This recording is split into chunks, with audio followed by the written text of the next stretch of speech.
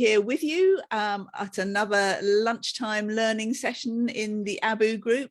And I am here with the lovely KIA AILEEN, who is, well, KIA helps women soulpreneurs launch and build thriving and flow-filled businesses across the world.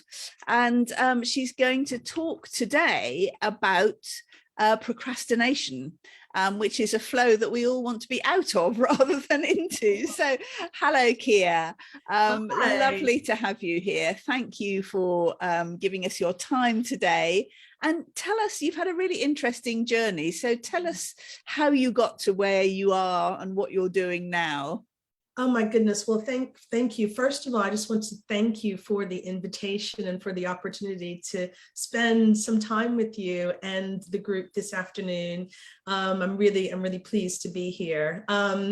And how I got started doing what I'm doing. I mean, I was saying to Lucy before we joined that we probably need more than a half an hour to discuss how I got here. But I was a lawyer in the States and was practicing law at the same time as I was getting a divorce. And so it was all really very stressful. And I started to experience quite a lot of stress and anxiety, and I started having panic attacks. And around the time that I started having panic attacks, I really kind of started asking myself, what do I really want? You know, I thought I was dying at one point. So I thought, if I'm going to die, what would I really want to do? And I was like, I'm going to go live in England. So that's what I did. I quit my job and packed 2 suitcases and came over to England with a view of staying for 1 year, just having an adventure. And I ended up never leaving. So I had jobs in finance, and I was a director of sales of a legal information company. And around that time, I'm sort of really kind of asking myself, what greater impact could I have? What does my soul really want to do? Again, sort of having anxiety and panic attacks, and knew that that was a sign that I probably wasn't doing something that was totally aligned with my soul.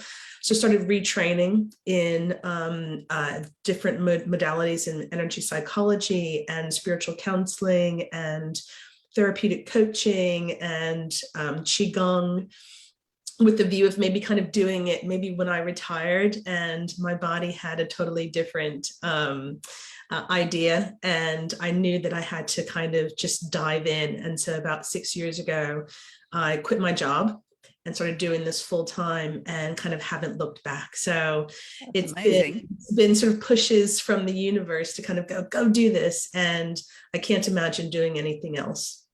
Well, that's great. That's such a good story. And so you mostly work with women, I think, KIA. That's right. I work with women who are looking to either start a new business, a soul-based business, whether it's counseling or coaching or making candles or writing. I work with a lot of creatives as well, but it's really the thing that your soul wants to do. And so I help them to launch their businesses.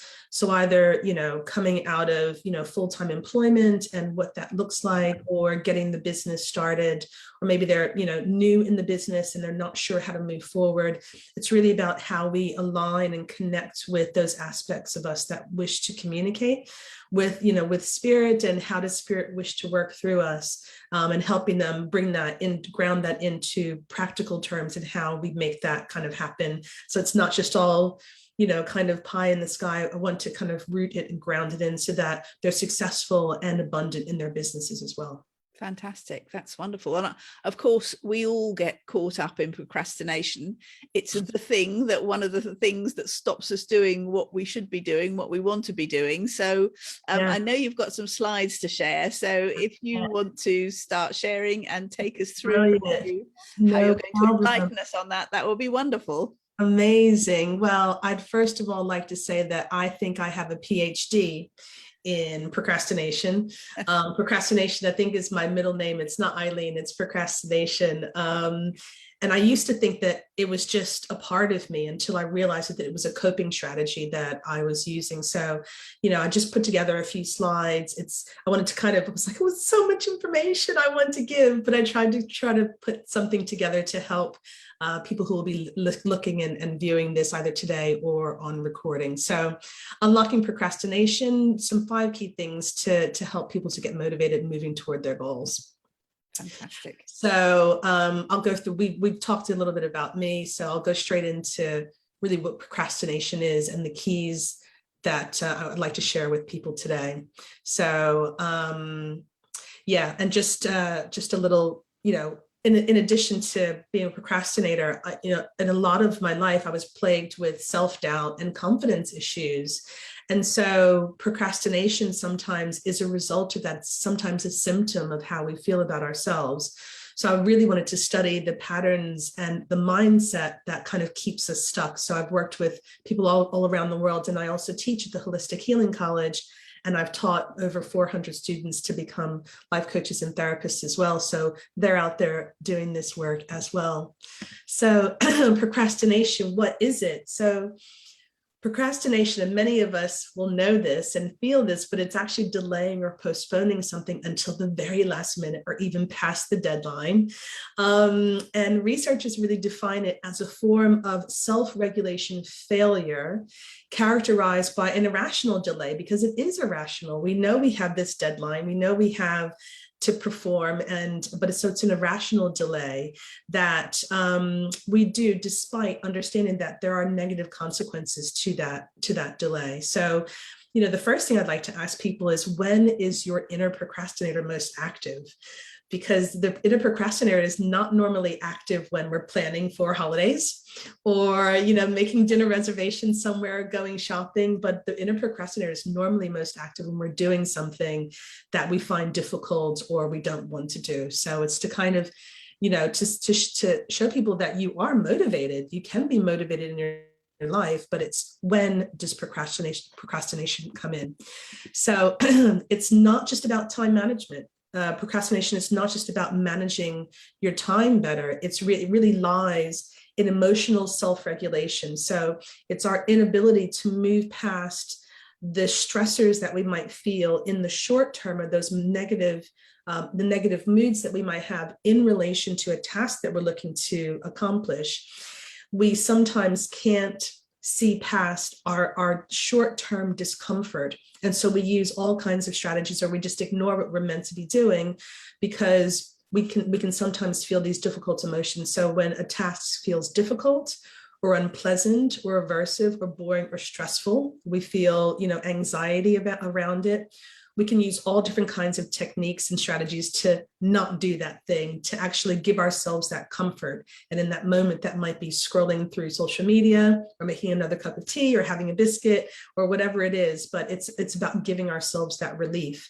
So it's important for people to understand how they're feeling just before the behavior starts. So just before they have that sort of distracting behavior, what is the emotion that they're feeling just before that? And really kind of bringing that into the awareness. So it can come from feeling low self-esteem, or fear of failure, or sometimes fear of success. So low self-esteem, am I good enough to do this? Do I have the ability to do this? Fear of failure, my failure if I don't do this, or if I fail, will be really public. Or fear of success. What will my success mean? Will it mean greater responsibility? Will I have to leave some part of my life behind? These can all be tied up in the reasons why we sometimes procrastinate. And what kind of procrastinator are you? So there are 3 types of procrastinators: thrill seekers, who love the rush, who enjoy the rush of leaving things to the last minute, and the kind of buzz that they get from that. The avoiders, who, as I was talking about before, avoid the feeling of discomfort. Or the indecisives, who can sometimes be flooded with too many choices, so don't want to make any choice. And so does that sound familiar to you, Lucy? I don't know if you're... Yeah, that's really interesting, actually, deciding. I'm not a thrill seeker. I am someone who meets deadlines with the I don't know if you've come across the Gretchen Rubin's 4 tendencies. There are 4 Mm. types of people in terms of meeting deadlines. There's the, oh, I'm probably going to forget them now. There's the upholder who meets all deadlines, internal and external. There's the questioner who meets internal deadlines. If they feel they need to do it, they'll do it, but they won't meet other people's deadlines.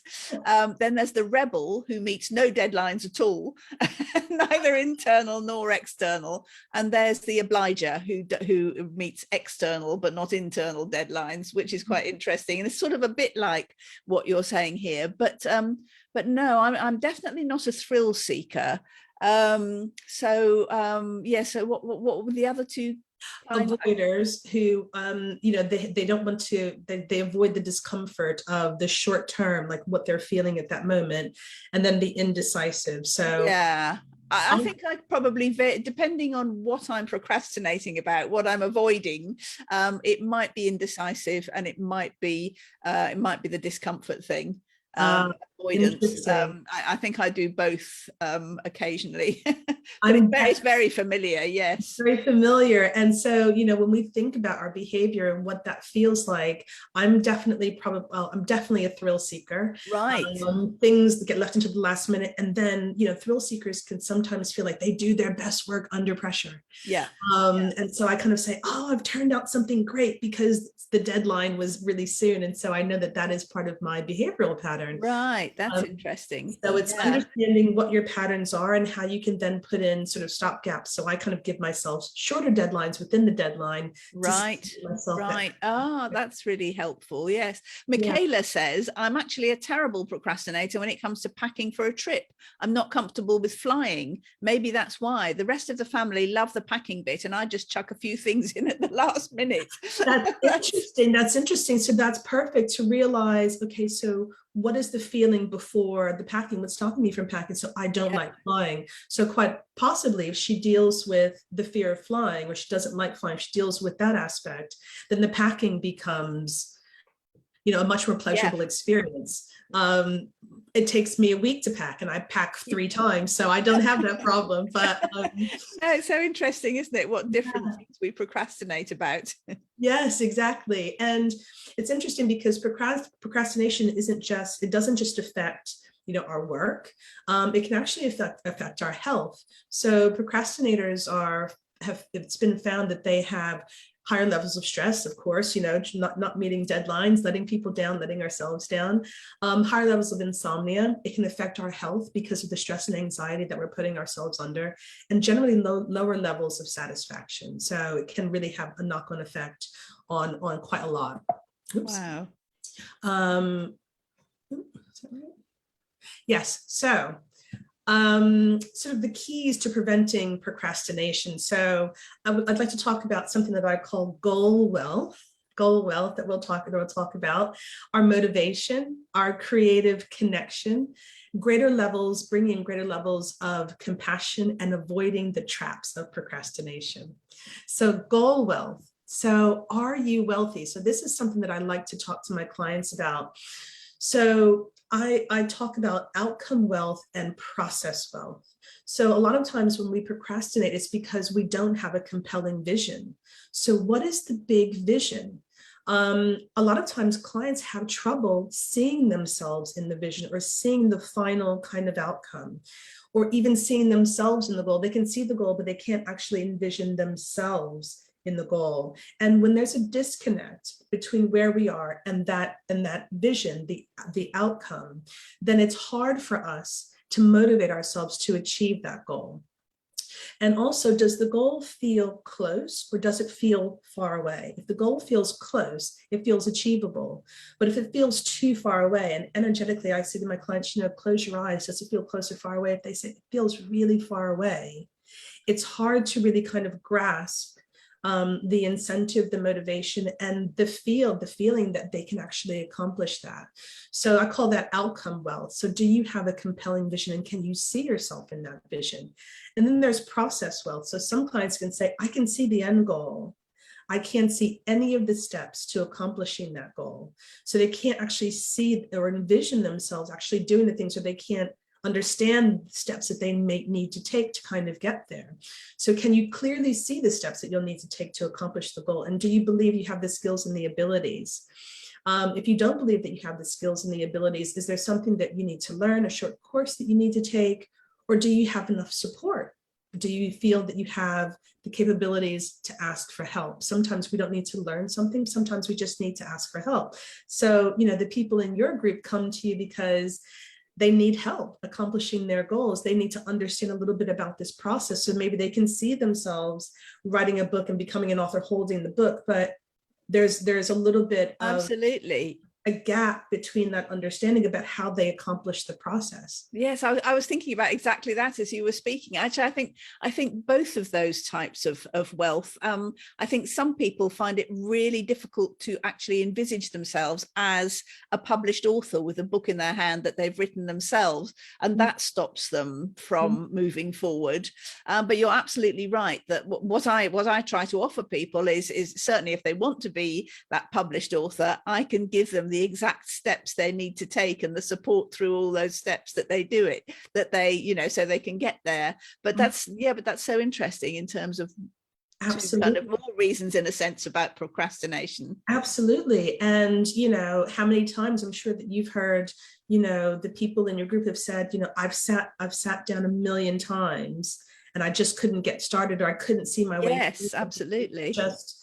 Sometimes it's not being wealthy in one of these two areas, but if you can be wealthy in both of these areas, then there's no reason why procrastination needs to kind of seep in to their processes. So about being wealthy on both sides of that. Yes, that's brilliant. And Michaela says, can there be an element of self-sabotage when it comes to procrastination? Absolutely. And well, procrastination is one of the forms of self-sabotage. Right. And it's all of the things that we're talking about, but there's normally an emotional component to procrastination. And if we get clear on what are the emotions that we're feeling, what's the discomfort that we're trying to avoid, then we can step out of self-sabotage. Yes, absolutely. Right. No, that's great. So understanding motivation, right? If we're motivated to do something, I love traveling, so I'm motivated to, go on and do research about flights and accommodation and things like that, but I'm not necessarily motivated to do my taxes. So, that's a big area of procrastination for me. And so I have to get help. I have to have an accountant that pokes me and says, can I have the forms? So understanding your motivation. So why is the goal important to them? Why is it important to them? Why is it also going to be important to their audience? If we understand our motivation for both ourselves and for what we're trying to deliver, can we get really clear on that? There can be so many things which motivate us. It could be money, or it could be a sense of self-satisfaction, or it could be autonomy. It could be being a part of a group, really understanding what motivates us. And to get clear on that, we can also understand, well, what's motivated us in the past when we've accomplished a goal? What was behind that motivation? Was it linked to our values? Sometimes if we have a goal, but it's not connected to our values, it makes it really hard for us to accomplish that goal because it's out of alignment. So when we're in alignment, things become a lot easier. So what are people's values? And are the values linked with the thing that you're trying to accomplish? And I like to look at, are we moving towards our goals, or are we moving away from our goals? So if you have away from motivation, then this is linked to discomfort or pain. So I want to move away from trying to avoid something. But if we can link our goals into a motivation where we're moving towards something, so moving toward achievement, then that gives us much more energy and a more positive way of looking at the goal. So for instance, if they wanted to move, if they wanted to write a book because they want to move, it's an away from goal. So it might be something like they want to stop having to go out and sell themselves. And the book, would offer them a way to do that. Exactly that.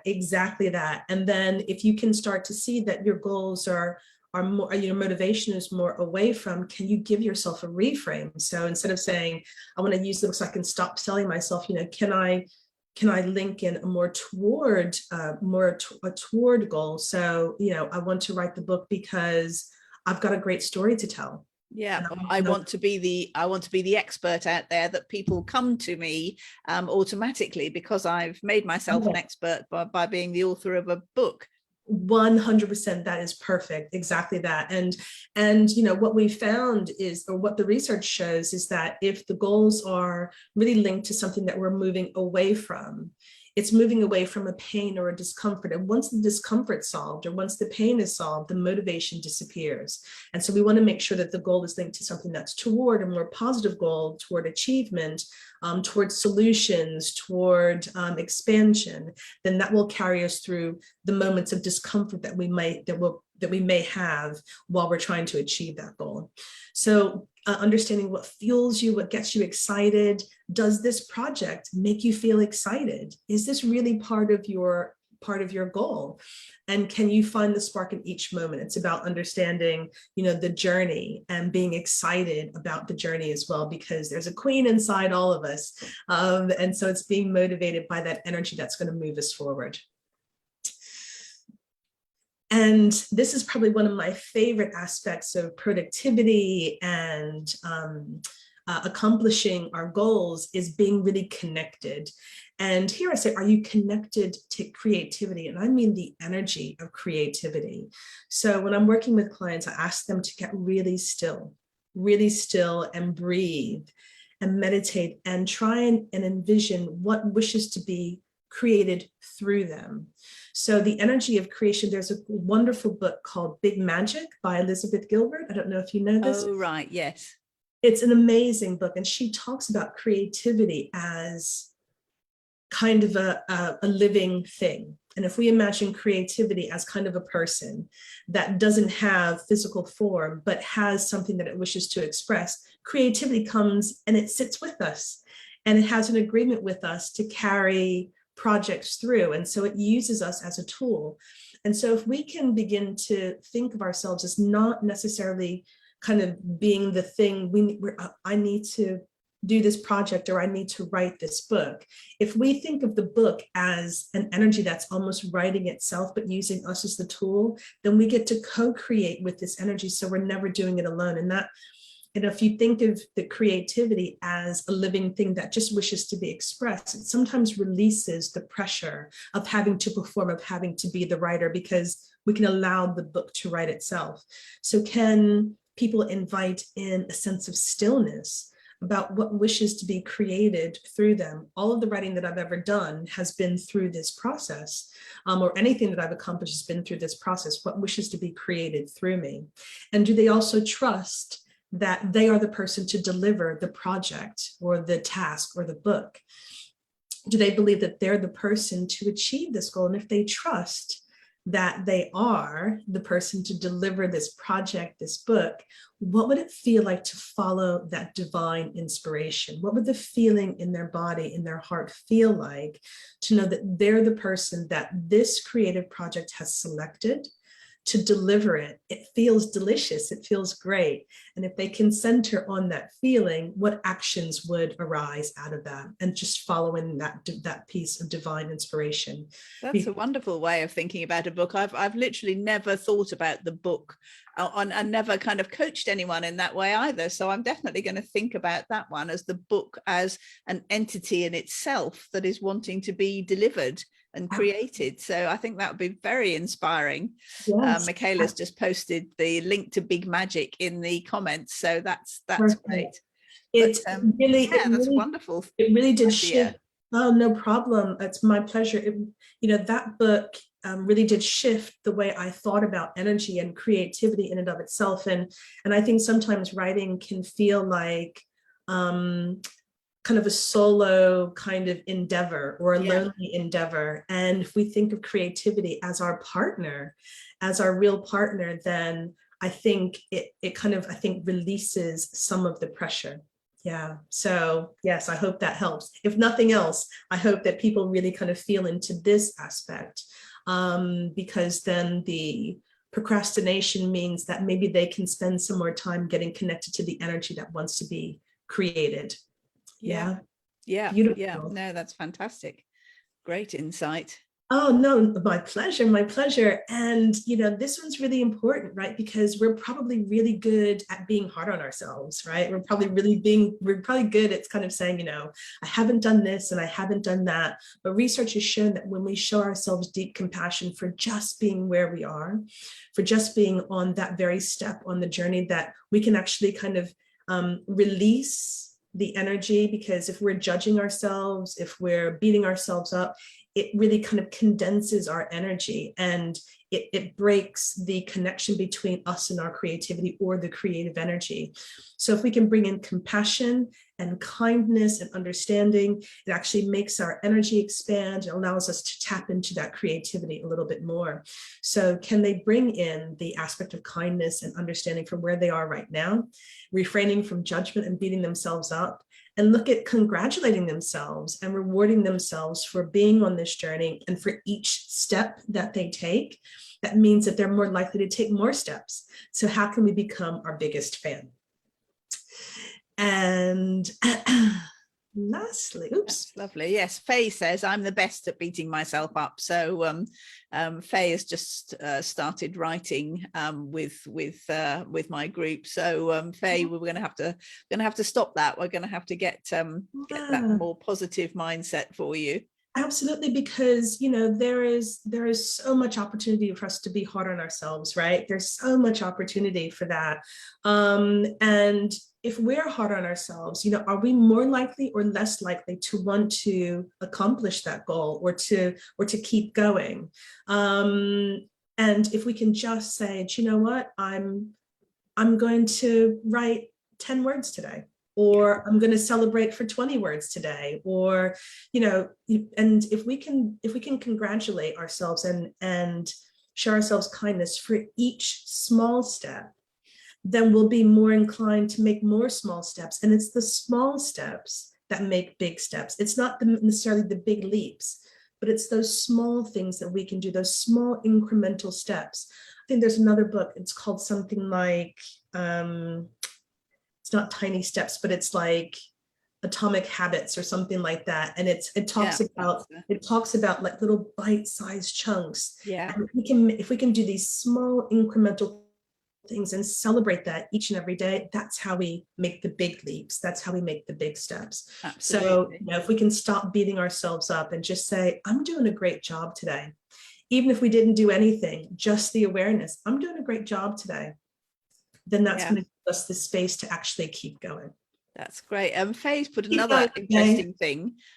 She says the perfectionist within me is a nightmare, and I'll embrace getting rid of some of that. Is perfectionism something that we do to procrastinate as well? Absolutely. That we say if I can't do it perfectly, it's not worth doing, so I'll put it off until I can do better. Absolutely. Perfectionism is a huge part of procrastination, because as you said, if I can't do it perfectly, then I won't do it right. But I had a coach offer me this piece of advice, and she used to say 70% is good enough. 70% is good enough. Just get something down. There's always time to, improve it or edit or whatever, but perfectionism is a defense mechanism that we put up when we're afraid of failure, or sometimes afraid of success. So we say, oh, I need to keep doing it, or I need to keep perfecting it. Well, what is perfection really? Perfection is just the art of doing, right?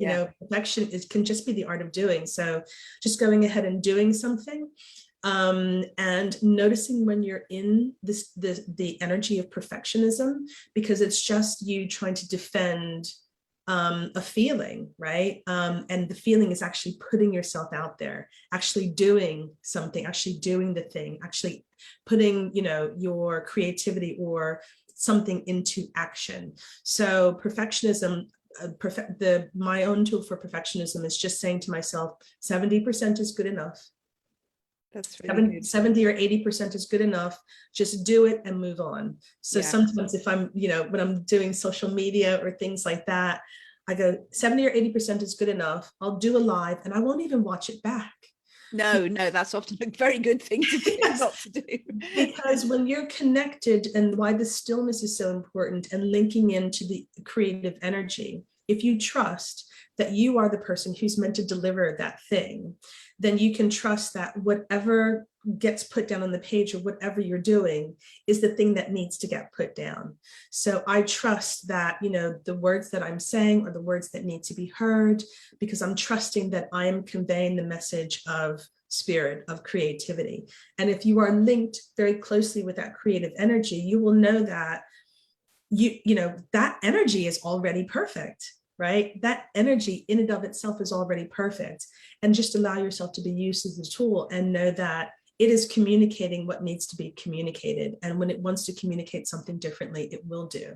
But, you know, if we can try and take ourselves out of the process as much as possible and just allow the creativity to work through us, then we can step out of perfectionism, because that energy is already perfect in and of itself.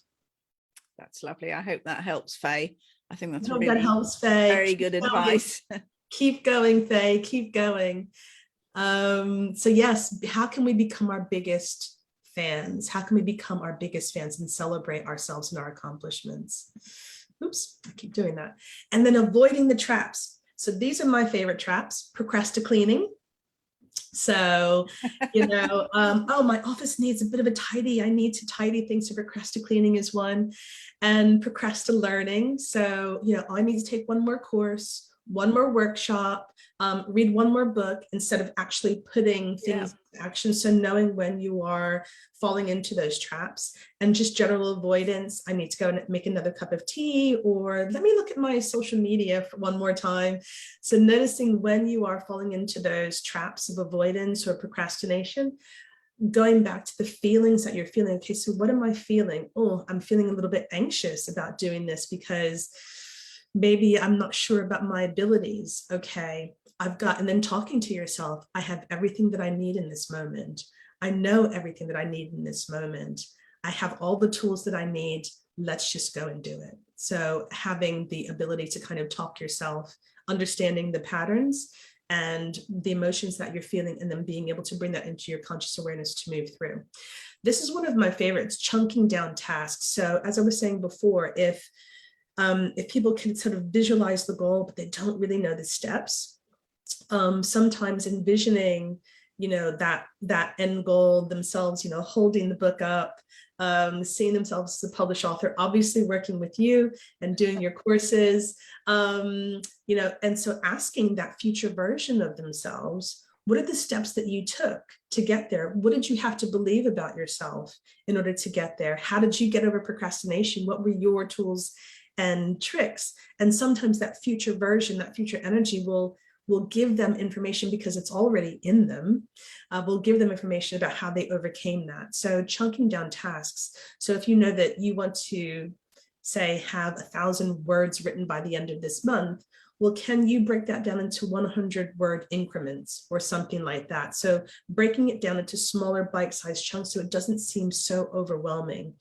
We know through research that the task feels too overwhelming or too large. This can basically just overwhelm people and paralyze them into inaction. Definitely, So chunking down is a great way of doing this. Setting uninterrupted times during the day. I'm a huge fan of Pomodoros. I don't know if you've heard of this. Yes, I think that's really a really good way to work. I love a Pomodoro. So little 25-minute increments with breaks in between, but also telling, you know, a lot of us are working from home still. So telling people in your home, you know, this is the time where I don't want to be interrupted, turning off all of your notifications. And also understanding the times of the day when you're most productive. You know, I'm an early morning riser. I love working in the morning. I'm really no good after 3 o'clock in the afternoon. So understanding that that's my time of productivity, heightened productivity. So that's the time when I can sort of set that time when I shouldn't be interrupted. So turning off your notifications. And also finding external accountability. So you'll have this in your group, but setting out your goals, telling people what your goals are and what the steps are that you're looking to take to achieve those goals so that they can hold you accountable. And then setting rewards for yourself for those small steps that you might take. So not just the end goal, but I'm going to write 100 words this week. And if I do that, I get to go and buy myself another crystal. I'm surrounded by crystals at the moment. Right. They're normally my rewards. So setting yourself small rewards for those small tasks so that you can celebrate yourself on the journey as well and free yourself from those aspects of procrastination. And these are just some journaling prompts. So I've shared a PDF with Michaela and with your group that you can just use to kind of tease out what's really behind your procrastination. So understanding your values. Do you fear success or failure more? And quite a lot of times, the fear of success can feel even more overwhelming than the fear of failure. So helping people to understand that a little bit deeper. You know, if they were to fail, who would they disappoint? There's loads of great questions in here to really kind of help them to come to a deeper understanding of why they're uncomfortable about moving forward. And procrastination is just the symptom of some underlying, probably deeper emotional issues. So understanding that on a deeper level. So that I've shared with the group. Oh, that's so kind of you. That's wonderful. That's not a problem. And then just some embodiments, so some energy work that I like to share with my clients about how they can ground the energy of creativity in. So you can do this with me, Lucy and Faye, and if anyone else is out there. So if we imagine just rubbing our hands together. Right. And then if we take our hands out and then up, and then just imagine that we're grabbing that energy of creativity that's all around us and then bringing it down through our crown and into our heart area, and then breathing as we do that. And then up, breathing in, grabbing all that lovely creativity and bringing it down through the body. And you can do this standing up, sitting down. I'm just doing it sitting down now just because I'm on the screen, but breathing and imagine that we're bringing all of that wonderful creativity down into our hearts. And we can stop at our hearts or imagine that we're bringing it down to the ground to really ground it in. And just keep doing that a few times and bringing that energy in and then just rubbing it into our heart. And then just breathing that in. And that's just a really lovely way to kind of align all of that energy of creativity in with us. That's great, isn't it? Yes, that's yeah, excellent. Beautiful, excellent. And then just my contact details there. And then thank you. So fantastic. Have fun We'll creating. put those in the comments and also in the title of this post as well. No, that's wonderful. Thank you so much, Kia. That's been a really inspiring session, and I'm sure everyone who has already watched it, Faye says thank you so much. This has been amazing, and it's been lovely. Tammy's here too, says thank you, really helpful. That's brilliant. My pleasure. The PDF is available in the files, so we'll show that to everyone too. That's wonderful. Thank you so very much, Kia. And also we'll also put where everybody can get in touch with you as well. So yeah, Michaela's put your Instagram in the